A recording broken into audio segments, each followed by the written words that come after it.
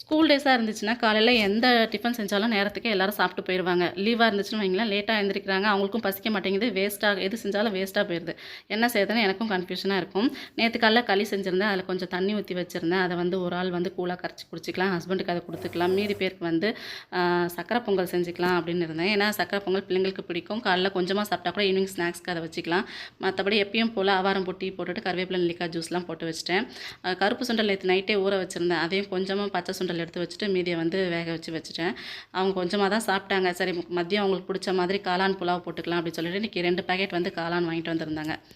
கூடவே ப்ரொக்கோலி வாங்கிட்டு வந்திருந்தாங்க. எனக்கு ப்ரொக்கோலி சூப்பு தான் வைக்க தெரியும். வேறு என்ன டிஷ் பண்ணலாம் அப்படின்னு உங்களுக்கு தெரிஞ்சதுன்னா கமெண்ட் பண்ணுங்கள். காளான் புலாவுக்கு வந்து தேங்காய் பால் அரைச்சி ஊற்றி செஞ்சால் நல்லாயிருக்கு அப்படின்னு சொல்லிட்டு ஒரு மூடி தேங்காய் எடுத்து தேங்காய் பால் அரைச்சி ஊற்றியிருந்தேன். குக்கரில் தான் விசில் வச்சுருந்தேன். நல்லா பொல பொலன்னு நல்லாவே இருந்தது. கூட வந்து முட்டை மட்டும் வேக வச்சு மதியம் லஞ்ச் வந்து காளான் புலாவ் வித் முட்டையோடு முடிச்சாச்சு. இன்னொரு வீடியோவில் பார்க்கலாம். பாய்.